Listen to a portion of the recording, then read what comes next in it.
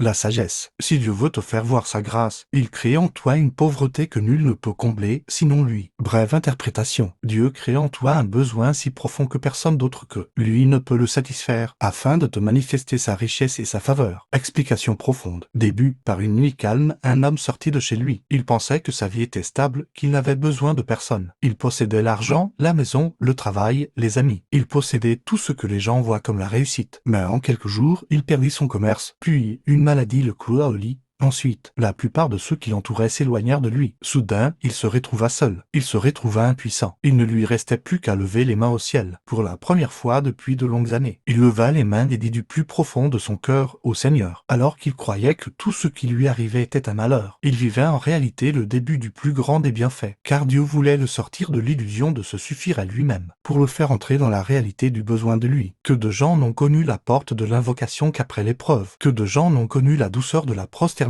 qu'après le brisement. Que de gens n'ont senti la proximité de Dieu que lorsque la terre, malgré son immensité, leur semblait trop étroite. C'est ici qu'intervient la sagesse d'Ibn Ta'ala de l'Iskandari pour dévoiler ce secret immense. Il dit, si Dieu veut te faire voir sa grâce, il crée en toi une pauvreté que nul ne peut combler, sinon lui. Toute pauvreté n'est pas un manque. Certaines pauvretés sont la générosité même. Car Dieu ne veut pas te priver. Il veut te faire connaître lui-même. Quand les gens entendent le mot pauvreté, ils pensent qu'il s'agit seulement du manque d'argent. Mais Ibn Ta'ala parle de quelque chose de bien plus profond. Il s'agit de la pauvreté du cœur, la pauvreté envers Dieu.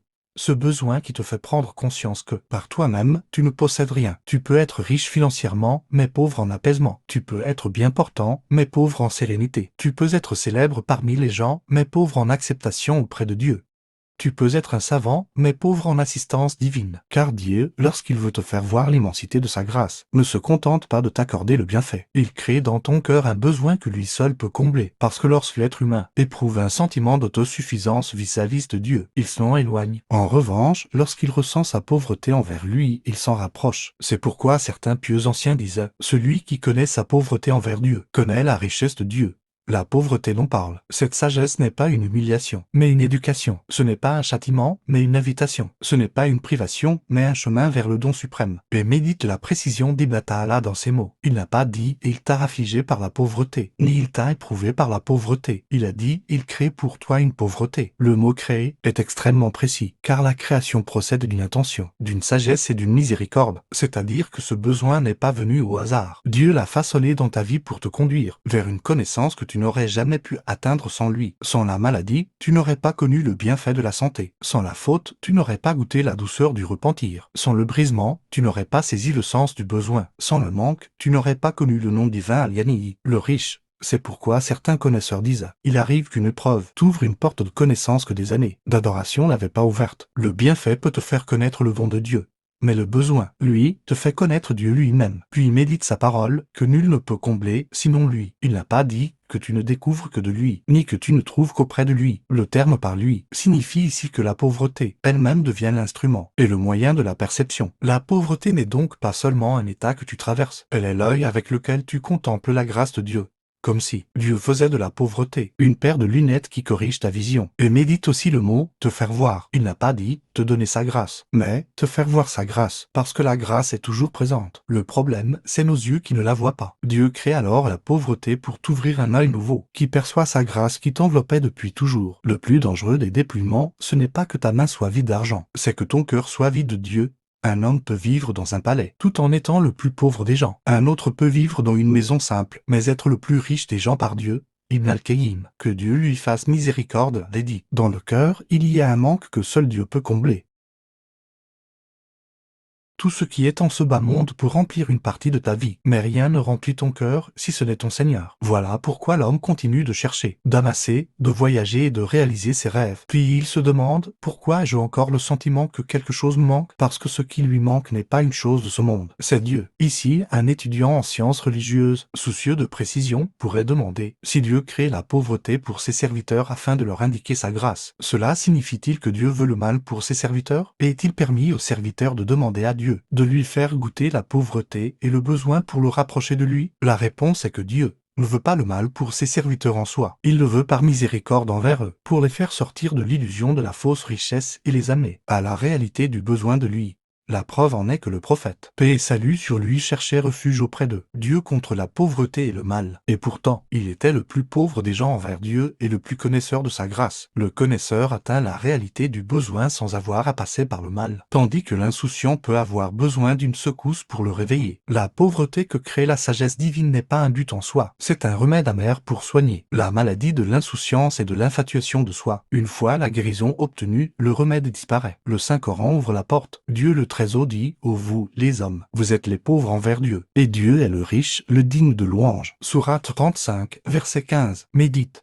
Il n'a pas dit « certains d'entre vous ». Il a dit « vous, tous les êtres humains, les rois, les savants, les riches, les pauvres. Tous sont nécessiteux de Dieu à chaque souffle. » Et il a dit « et si Dieu te touche ta mal, nul ne peut l'écarter que lui. » Et s'il te veut un bien, nul ne peut repousser sa grâce. Sourate 10, verset 107. Le mal te révèle ta pauvreté, et le bien te révèle sa grâce. Dans un autre verset, il dit « Qui répond à l'angoissé quand il l'invoque, dissipe le mal. » Sourate 27, verset 62. Note qu'il a dit « l'angoissé », parce que l'angoisse brise le voile de l'orgueil et révèle la réalité de la servitude. Et à cet instant, le cœur est au plus près de son Seigneur. Et médite l'histoire de Moïse, paix sur lui. Lorsqu'il quitta l'Égypte, craintif et aux aguets, il ne possédait ni nourriture, ni abri, ni quoi que ce soit des causes matérielles. Il s'assit sous un arbre, dans la terre de Madian. Il était pauvre en toutes choses. C'est à cet instant précis qu'il leva les mains et dit, « Seigneur, je suis pauvre de tout bien que tu ferais descendre sur moi. » Sourate 28, verset 24. Il n'a pas dit, « Je suis pauvre en nourriture ou en abri seulement. » Il a dit, « De tout bien que tu ferais descendre sur moi. »